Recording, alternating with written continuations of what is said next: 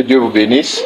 Le message que je partage avec vous ce matin, je l'intitule « Être comme Christ ». Et j'ai tiré mon message du passage de notre Bible qui est Romains 12, versets 2 à 5. Alors, je vous salue ce matin par ce passage qui est écrite dans la brochure de Frère Branham, c'est au dos. Et le titre de la brochure, c'est « Dieu tient sa parole ». C'est prêché à Jeffersonville et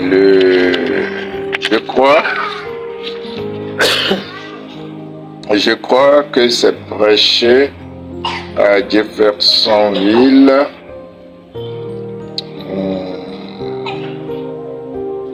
Oui, c'est prêché à Jeffersonville. Et bon, je n'ai pas gardé le jour c'est prêché, mais c'est Dieu tient sa parole. Et derrière ce message, c'est ce qui est dans la brochure. Au dos de la brochure, il est écrit, écoutez attentivement. En aucun instant, je n'apporte aux gens un message pour les pousser à me suivre ou à se rattacher à mon assemblée ou pour fonder un cercle, une organisation.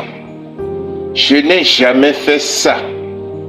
Et je n'ai aucune intention de le faire. Je ne me soucie pas de ces choses-là. Mais je me soucie des choses de Dieu et des gens. Il n'y a qu'une chose à laquelle je voudrais parvenir pour être satisfait. Cette chose, c'est de voir s'établir une relation spirituelle véritable entre Dieu et les hommes, par laquelle les hommes deviennent une nouvelle créature en Christ. Et étant remplis du Saint-Esprit, pour vivre conformément à sa parole. Je vous invite, je vous supplie, je vous recommande instantanément à tous d'écouter maintenant sa voix et de lui abandonner entièrement votre vie. De même que je crois de tout mon cœur lui avoir donné tout ce que je suis. Que Dieu vous bénisse et que sa venue remplisse votre cœur de joie. Amen. Mon message de ce matin, je l'intitule « Être comme Christ ». Et comme je viens de le dire tout à l'heure, j'ai tiré ce message dans Romains 12, versets 2 à 5. Et être comme Christ est une obligation pour aller au ciel. Si Dieu vous a donné une longue vie, vous avez l'obligation de changer votre mode de vie. Vous avez l'obligation de changer votre vision. Vous avez l'obligation de changer vos comportements et de devenir un véritable chrétien. Une véritable chrétienne née de nouveau et rempli du Saint-Esprit. Amen. Oui, monsieur, c'est ça. Oui, madame, c'est ça. Il n'y a pas de à peu près. Non. vous devez changer. Et dans notre lecture de Romains 12, versets 2 à 5, le plan de Dieu que nous décrit Saint Paul est clair. Il dit à partir du verset 2, « Ne vous conformez pas au siècle présent, mais soyez transformés par le renouvellement de l'intelligence, afin que vous discerniez quelle est la volonté de Dieu, ce qui est bon, agréable et parfait. » Mes amis, il s'agit là tout simplement de vous préoccuper en cette nouvelle année de votre sanctification. Que la sanctification de votre corps vous préoccupe. Que la sanctification de votre esprit vous préoccupe. Que la sanctification de votre âme vous préoccupe. Car la Bible déclare, sans la sanctification, nul ne verra le Seigneur. Voilà ce qui sera agréable à Dieu et parfait à ses yeux. Parce que la parole de Dieu est claire et parfaite. Dieu n'a besoin, ou sa parole n'a besoin d'aucune interprétation particulière. Frère Branham a dit qu'il est son propre interprète. Et au verset 3, la Bible nous dit, par la grâce qui a été donnée, je dis à chacun de vous de n'avoir pas de lui-même une trop haute opinion, mais de révertir des sentiments de modestie selon la mesure de foi que Dieu a départir à chacun. Car nous avons plusieurs membres dans un seul corps, et que tous les membres n'ont pas la même fonction. Ainsi, nous qui sommes plusieurs, nous formons un seul corps en Christ. Et nous sommes tous membres les uns les autres. Amen. Et mes amis, je vous dis ceci. Étant entendu que l'humilité précède la gloire, il est bon, il est meilleur pour nous de rester modestes. Même si tout nous appartient, même si tout, la Bible dit que tout nous appartient, effectivement tout nous appartient, mais il est bon, il est meilleur à nous de rester modestes. Pourquoi? Notre Dieu aime ceux qui sont modestes. Et il vient rapidement à leur secours en cas de difficulté. Dieu préfère ses enfants dans la simplicité et dans la modestie. Dieu vous préfère dans cette situation, dans cette condition. Et voilà pourquoi Christ lui-même nous conseille d'être simples. Et nous voyons de nos jours que c'est un comportement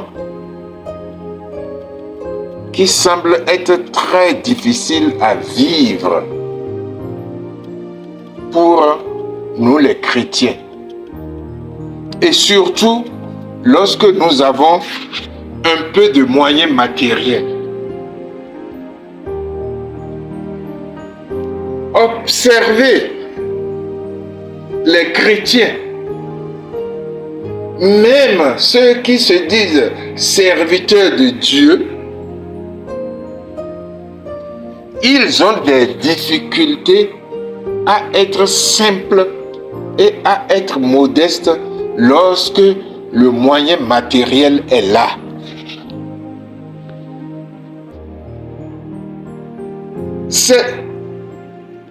C'est comme ça. Il semble que quelque chose les pousse à être compliqué. Mais Dieu n'est pas compliqué. Jésus-Christ n'était pas compliqué lorsqu'il était sur cette terre.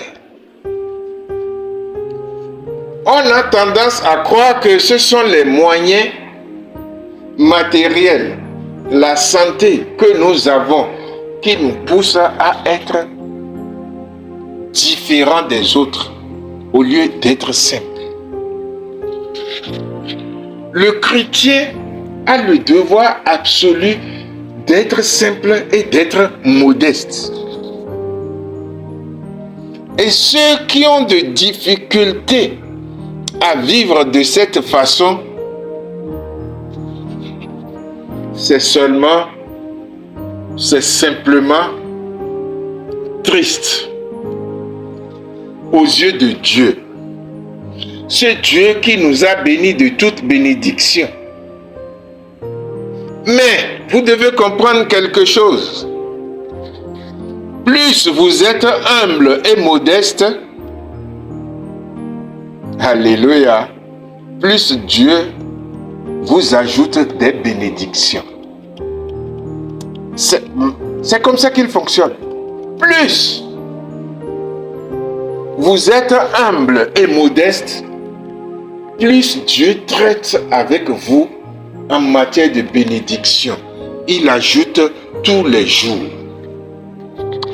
Et lorsque nous allons dans Romains 8, versets 28 à 29, la parole de Dieu nous dit: nous savons du reste que toute chose concourt au bien de ceux qui aiment Dieu, de ceux qui sont appelés selon son dessein.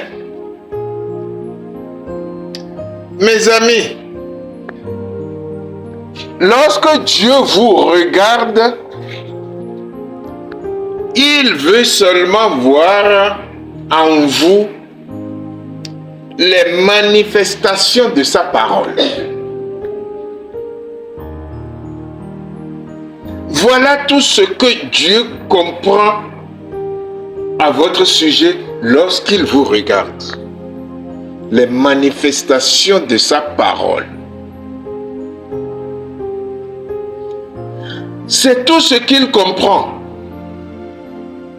Il veut voir en vous les emprunts de sa parole. Pas les empreintes de la marque de la bête. Non. Il veut voir en vous les signes de sa parole. Pas les signes du monde et des choses du monde. Non. Dieu ne fonctionne pas sur la base de notre intelligence. Dieu fonctionne uniquement sur la base de sa parole. Il traite avec nous uniquement sur la base de sa parole. Il ne fait pas autre chose, même si autre chose se trouve dans notre tête. Il ne nous apprécie pas sur la base de notre intelligence. Il nous apprécie sur la base de sa parole. Nous ne sommes pas ses enfants sur la base de notre intelligence ou de la société. Mais nous sommes ses enfants sur la base de sa parole. Et lorsque nous sommes en difficulté, c'est comme ça qu'il vient à nous.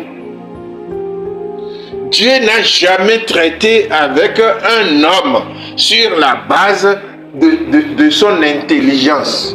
Dieu a toujours traité avec les hommes sur la base de sa parole. Parce que sa parole est la vérité.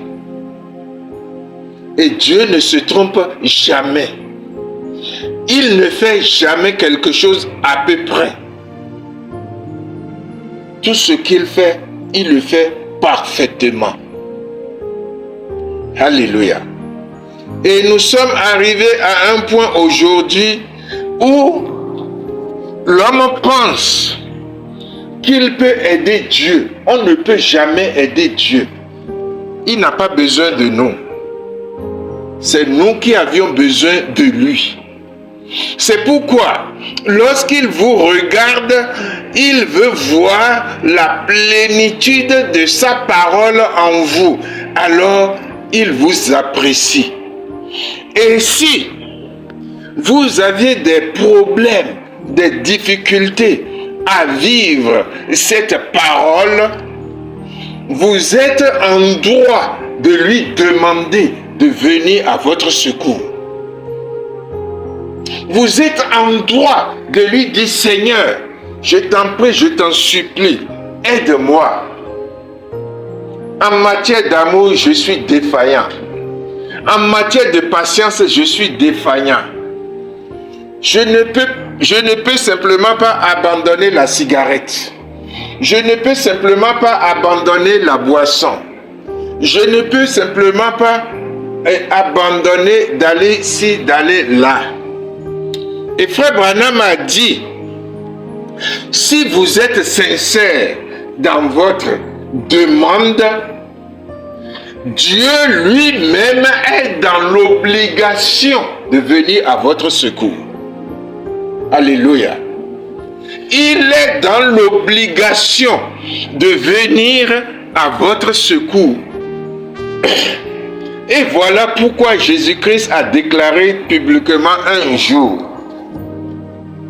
tout ce que vous demanderez à mon Père en mon nom, il le fera. Alléluia. Mon frère, ma soeur, tu vois maintenant que tu as la possibilité de te débarrasser de tout ce qui veut te noyer. Jésus-Christ a dit, tout ce que vous demanderez à mon nom, à mon Père, il le fera. Qu'est-ce que ça veut dire? Ça veut dire tout simplement que vous n'avez plus d'excuses maintenant. Parce que la victoire, toute la victoire vous appartient. Tout ce que vous demanderez à mon Père en mon nom, il le fera. Qu'est-ce que tu attends ce matin? À commencer par faire la liste. Qu'est-ce que tu attends ce matin? Et commencer par faire la liste de tout ce qui est dans ta vie comme une ombre pour aller au ciel. Qu'est-ce que tu attends pour parler au rocher ce matin? Père, il me manque l'amour dans le cœur. Donne-moi ton amour. Père, à chaque fois que je sors, j'ai peur. Alléluia. Donne-moi le courage. Fortifie-moi. Jésus-Christ a dit, si tu fais cette demande-là à mon nom, c'est-à-dire au nom de Jésus-Christ, Jésus-Christ déclare que son Père le fera. Parce que Dieu donne à tous ceux qui lui demandent, il leur en donne gratuitement. C'est sans prix, sans argent. Et voilà justement ce qui a créé des problèmes aux enfants hébreux dans le désert. Ils étaient en faillite spirituelle. Ils se sont fâchés contre Dieu. Et ce comportement a engendré les murmures. Et les murmures ont donné naissance à la colère de Dieu. Et Dieu a décidé de les bannir, de les effacer de la face de la terre. Et il a dit à Moïse, je susciterai un autre peuple qui va m'écouter. Je susciterai ce peuple à partir de toi. Et Moïse était obligé de se mettre entre eux et Dieu. Et il a dit, pardon Seigneur, ne fais pas ça. Mon Dieu, ne fais pas ça. Ne les détruis pas.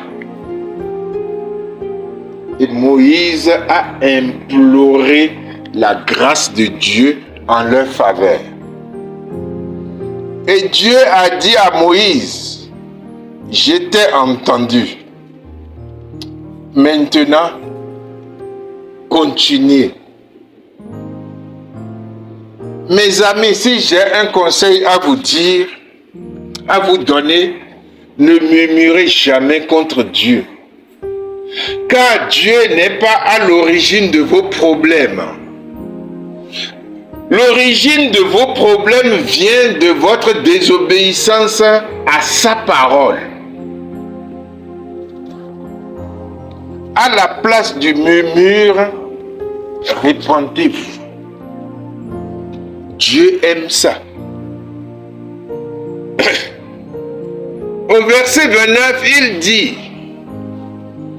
car ceux qu'il a connus d'avance, il les a aussi prédestinés à être semblables à l'image de son Fils, afin que son Fils fût le premier-né entre plusieurs frères.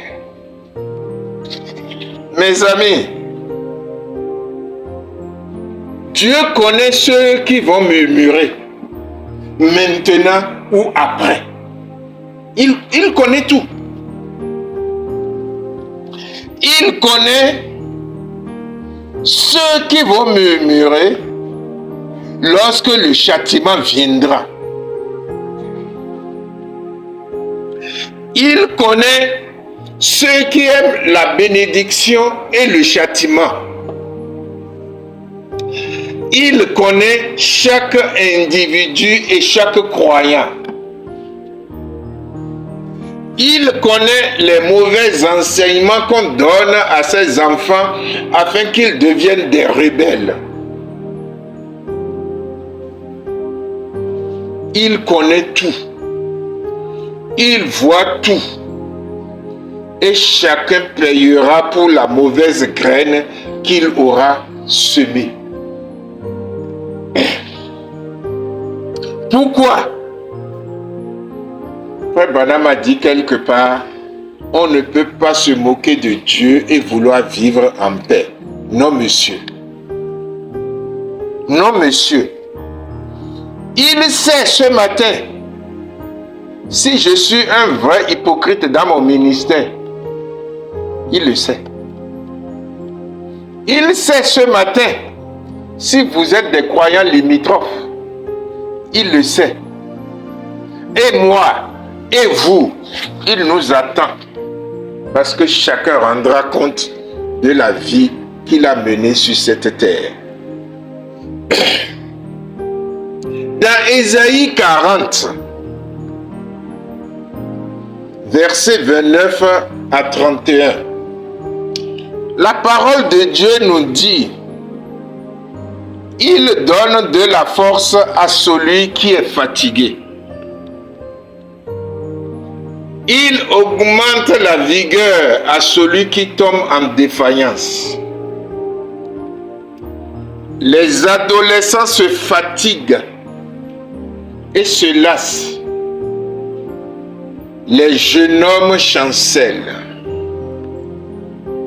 Mais ceux qui se confient en l'Éternel renouvellent leur force.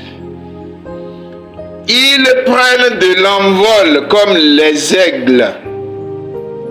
Ils courent et ne se lassent point. Ils marchent et ne se fatiguent point. Mes frères, mes sœurs, c'est le lieu ici de vous demander de ne pas être des croyants limitrophes. Le croyant limitrophe, c'est ce frère-là ou cette sœur-là qui pense que tout doit aller très bien pour lui tout le temps. Et lorsque vous essayez de leur expliquer, ils refusent de comprendre. Ils refusent de vous croire. Et qu'est-ce qui arrive? Bonjour les dégâts. Et ils vont même jusqu'à vous dire que ce n'est pas de cette façon que Dieu fonctionne. Comme si Dieu les avait obtenus comme son conseiller. Voilà quelques chrétiens, quelques chrétiennes parmi nous qui comprennent mal comment Dieu fonctionne. Et en comprenant mal comment Dieu fonctionne, eux-mêmes, ils finissent leur marche spirituelle dans la perdition. C'est simplement triste. C'est comme je le disais tout à l'heure, tu ne peux jamais imposer ta pensée à Dieu. C'est à toi, c'est à nous de le suivre. Ce n'est pas à lui de nous suivre. Les gens pensent qu'ils peuvent diriger Dieu. On ne peut pas le diriger. Il est dans sa volonté parfaite. Et il est souverain. Il n'a de compte à rendre à personne. Et il a été clair sur ce point. Je ne partagerai ma gloire avec personne. Il faut que vous compreniez ces choses. Il faut que vous compreniez ces choses afin de savoir, afin de comprendre que l'Éternel est votre berger. Nous ne sommes pas le conseiller de notre berger. Nous devons suivre notre berger et c'est lui le bon berger. À toi de choisir où il est ton berger et sa parole te conduit où tu vas chercher ton berger ailleurs. de toutes les façons, celui que tu as choisi comme berger, il te conduira là où lui, il veut. C'est ça la parole.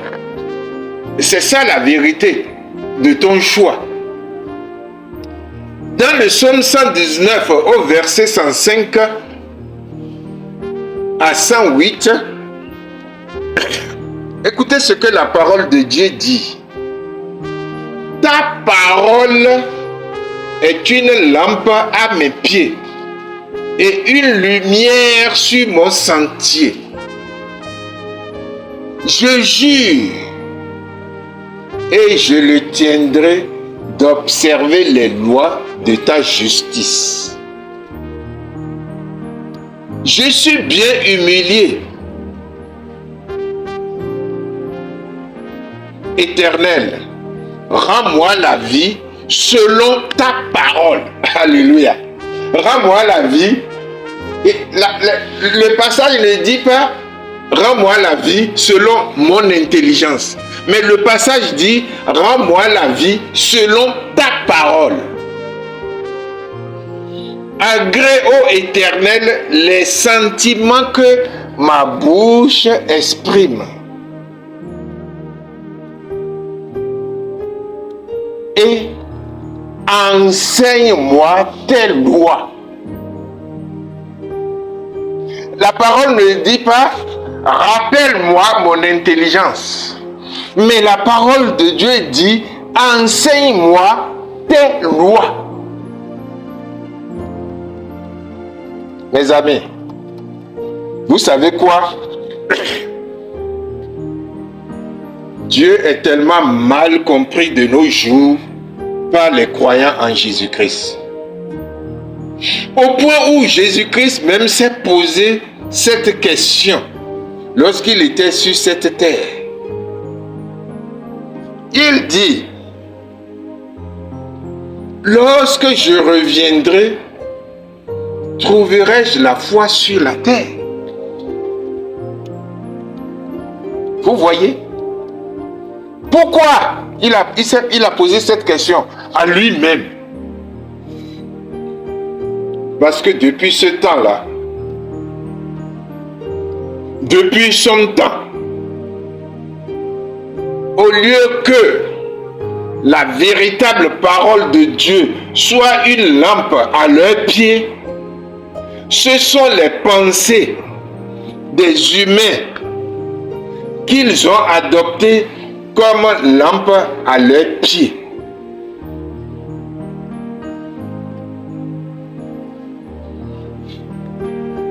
Leur assemblée est devenue la lampe à leurs pieds.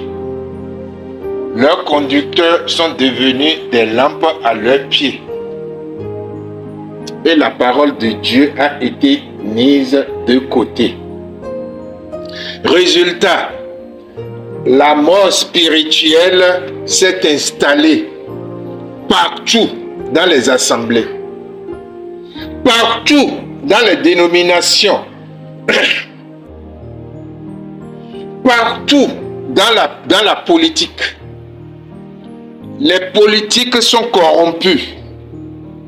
La société est corrompue. Les dirigeants de la société sont corrompus. Et parfois même, on trouve le plaisir de vendre son pays, de vendre son frère, de vendre sa sœur à un autre. La trahison est devenue monnaie courante. Qu'est-ce qui a amené tout ça? C'est parce que la crainte de Dieu a quitté le cœur des gens. Ils n'ont plus la crainte de Dieu. Au point même où certains serviteurs de Dieu ont trouvé leur fonds de commerce dans les affaires de Dieu. Les affaires de Dieu sont devenues des fonds de commerce. Quel triste fait pour nous. Alors, Que devons-nous faire aujourd'hui? Demandons pour eux simplement la miséricorde de Dieu. Demandons pour eux simplement la miséricorde de Dieu, comme Moïse l'a fait aux enfants hébreux dans le désert. Demandons pour eux la miséricorde de Dieu. Demandons pour la terre entière la miséricorde de Dieu. Parce que la crainte de Dieu a quitté les cœurs. La crainte de Dieu a quitté même dans la maison de Dieu. La crainte de Dieu a quitté les hommes de Dieu. On ne prêche plus la crainte de Dieu. Qu'est-ce qu'on prêche aujourd'hui? Comment il faut être leadership dans les affaires. Comment il faut être leadership dans ta ville. Mais lorsque Jésus-Christ était là, il était sur cette terre dans sa mission.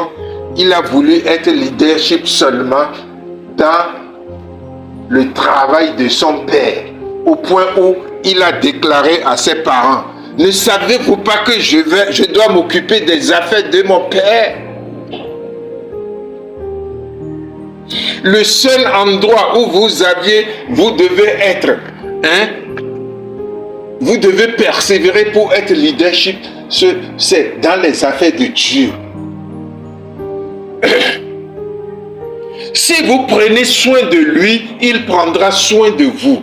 Si vous cherchez à être leadership dans les affaires de Dieu, Dieu fera en sorte que, pas vous, mais votre travail, alléluia, il va prendre soin de tout ce que vous faites. Il va prendre soin de tout ce que vous portez dans votre cœur. Il prendra soin de votre maison, de votre famille. Mais d'abord, vous commencez par prendre soin de ces affaires.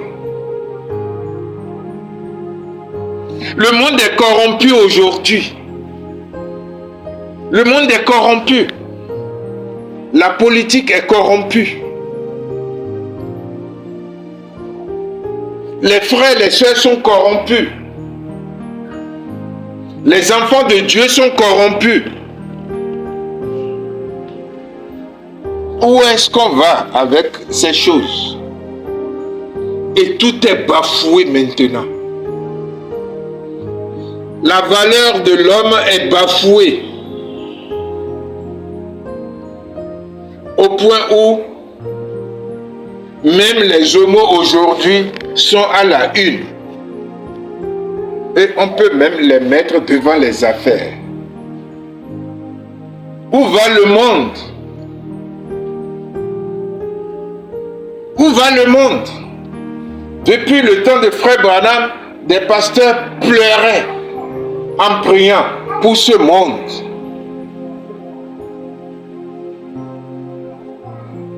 Et si en ce temps, la situation est comme ça, était comme ça, quelle est la situation aujourd'hui?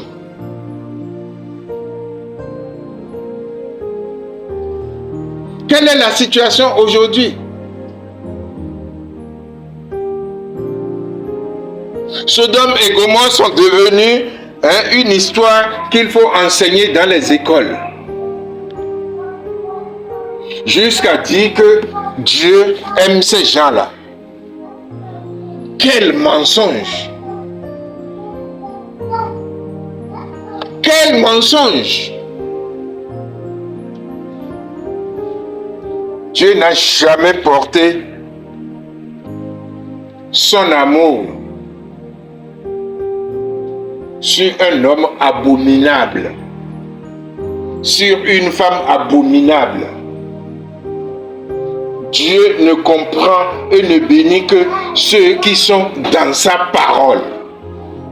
C'est pourquoi je vous invite à rester, à demeurer dans sa parole, parce qu'il est le roi des rois. Et au dernier jour, qu'on le veuille ou non,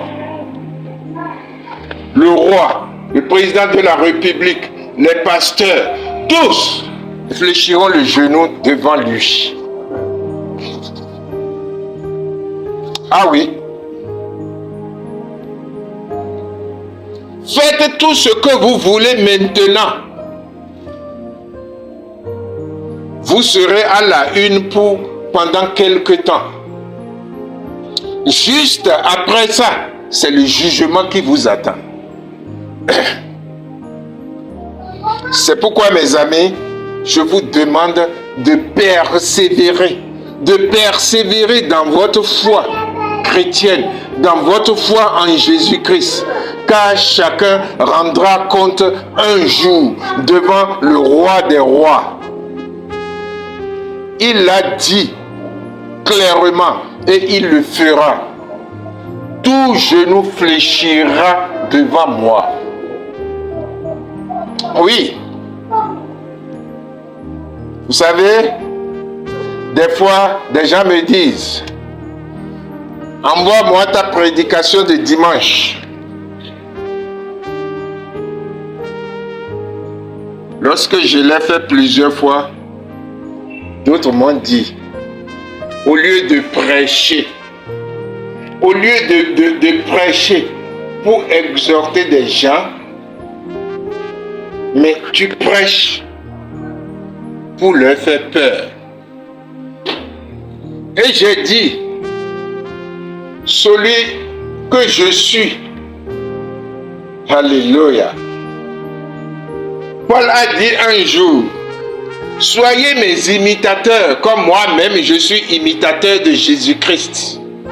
Et j'ai dit, celui que j'imite a dit, dites toute la vérité, quel que soit ce qui va vous arriver. Prêche la parole. Aujourd'hui, les gens n'aiment plus entendre la vérité. Tout ce qu'ils veulent entendre, c'est que vous leur prêchez, tout ira bien. Mais c'est la vérité, tout ira bien si et seulement si vous êtes et que vous demeurez dans sa parole.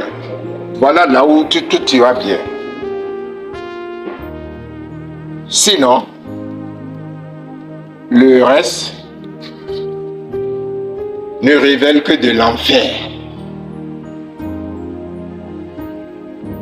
Comment je peux voir un homme qui a pris tout droit la voie de l'enfer, une femme qui a pris tout droit la voie de l'enfer, et je vais lui prêcher que tout ira bien?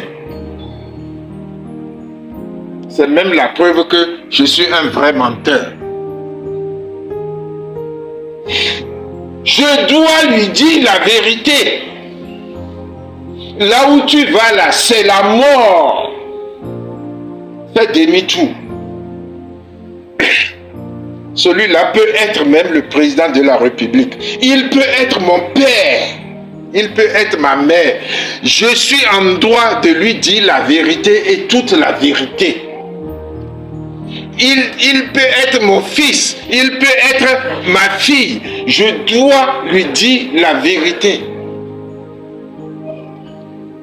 Et c'est alors que Dieu me bénira. Mes amis, dans 2 Corinthiens, chapitre 5,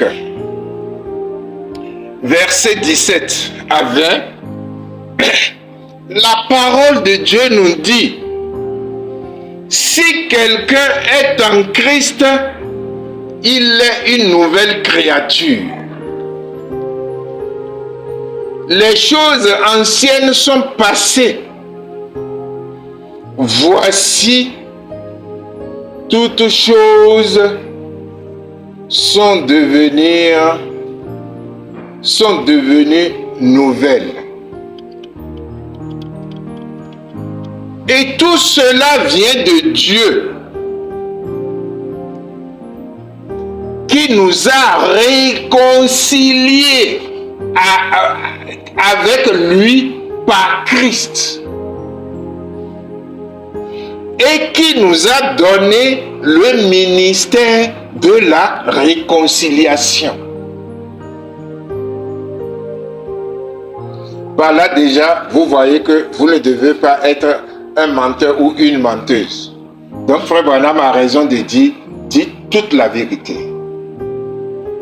Et au verset 19, il dit, car Dieu était en Christ réconciliant le monde avec lui-même, en n'imputant point aux hommes leur offense, et il a mis en nous la parole de la réconciliation. Alléluia. Pas la parole du mensonge, pas la parole de la flatterie, mais la parole de la réconciliation.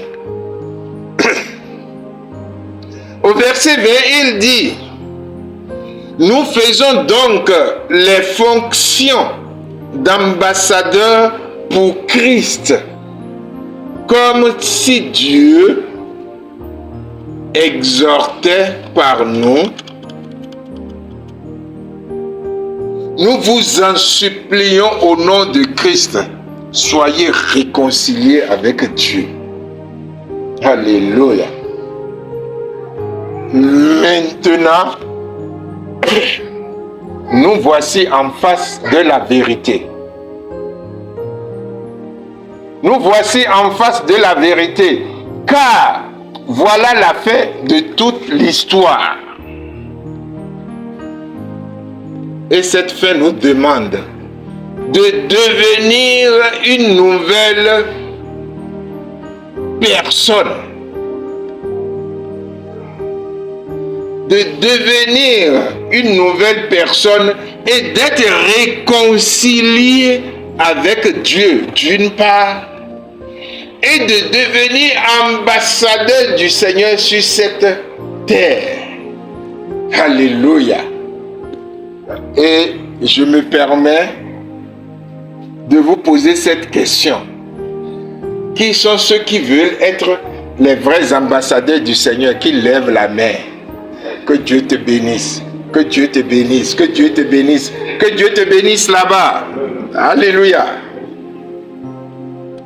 Vous voyez, un vrai ambassadeur dit la vérité dans le pays où il a été nommé ambassadeur. Il ne va pas devant le président de ce pays pour le flatter. Il lui dit mot pour mot, mon président a dit, mon président a dit. Même si en quittant là, on doit lui donner 48 heures pour quitter le pays. Il doit dire ce que son président a dit. Et nous, étant ambassadeurs de Christ sur cette terre, nous devons dire toute la vérité de la parole. Même si c'est aux milliardaires de la ville que nous prêchons.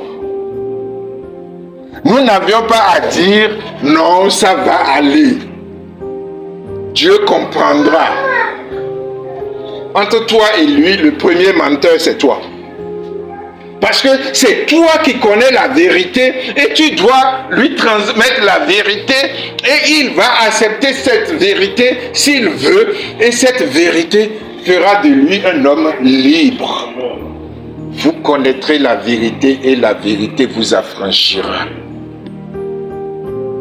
Mes amis, en quelques mots, j'ai essayé de vous expliquer ce que c'est que la vie d'un vrai chrétien. Maintenant, je vous invite à écouter ce que Frère Branham a dit dans la brochure Le Surnaturel, pour terminer.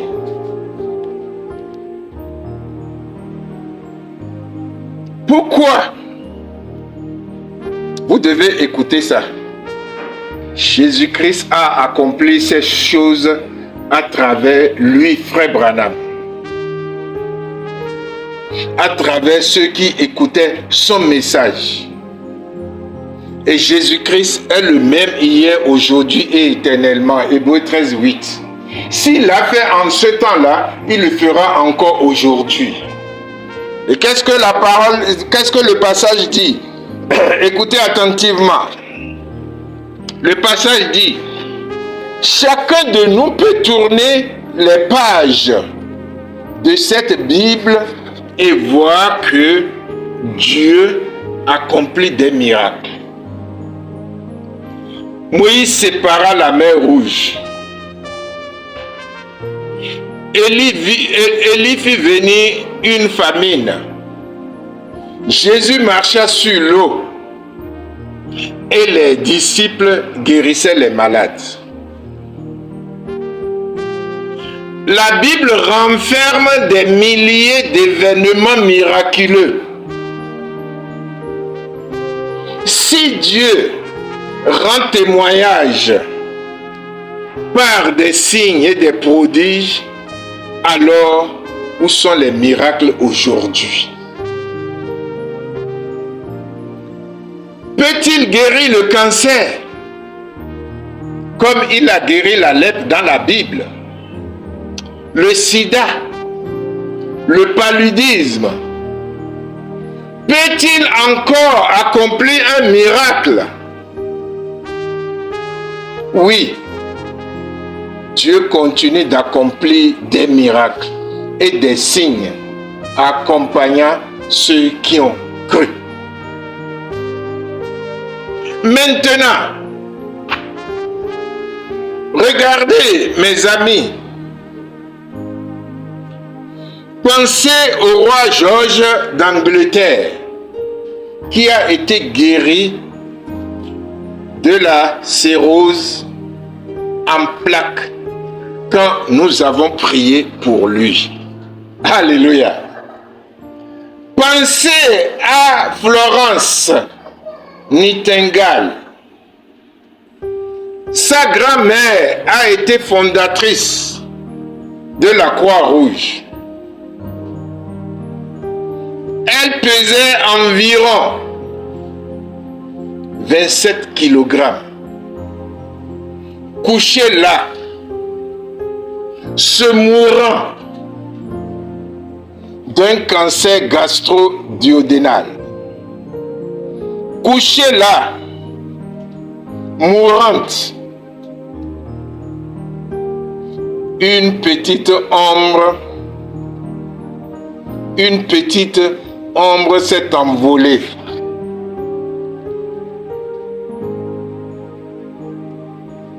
Dans le buisson. Et là, l'Esprit de Dieu est venu et a dit, ainsi dit le Seigneur, elle vivra. Amen. Et elle pèse 70 kilos actuellement et elle est en parfaite santé.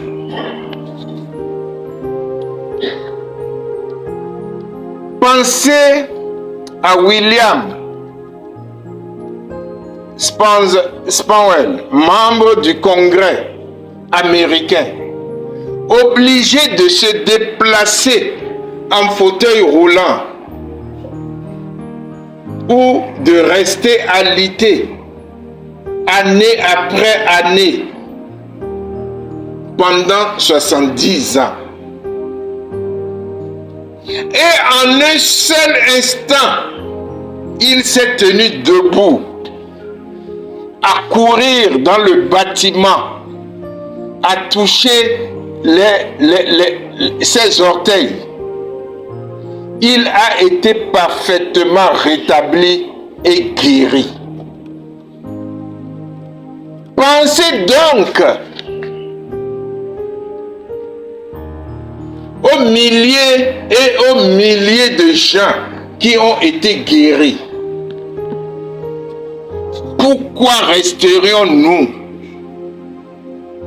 assis ici jusqu'à ce que nous mourions?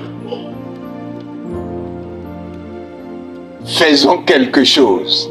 Alléluia. Mon frère, fais quelque chose pour ta maison. Fais quelque chose pour ton pays. Fais quelque chose pour ton épouse. Fais quelque chose pour ton époux. Faites quelque chose pour vos enfants. Dieu est au contrôle et il contrôle chaque situation et chaque individu. Je continue la lecture. Si vous êtes malade ou dans le besoin, ayez la foi. La Bible déclare que Jésus-Christ est le même hier, aujourd'hui et éternellement. Donc, s'il était capable d'accomplir un miracle il y a 2000 ans, il est capable de faire la même chose aujourd'hui. Amen. Il nous a promis la guérison. La seule exigence, c'est croire seulement. On peut me dire encore Amen. Oui, monsieur. Mes amis, lorsque vous êtes ambassadeur de Christ sur cette terre, voilà ce que Dieu fait au travers de votre humble personne. C'est pourquoi je vous prie, je vous en supplie, soyez toujours sincères en Jésus-Christ. Quels que soient les événements traditionnels que les gens vont organiser dans votre ville ou dans votre pays, c'est une farce du diable. Vous êtes différents. Nous sommes différents. Et tous ces gens qui ont organisé cela ou qui le fassent, s'ils ne se repentent pas, ils périront.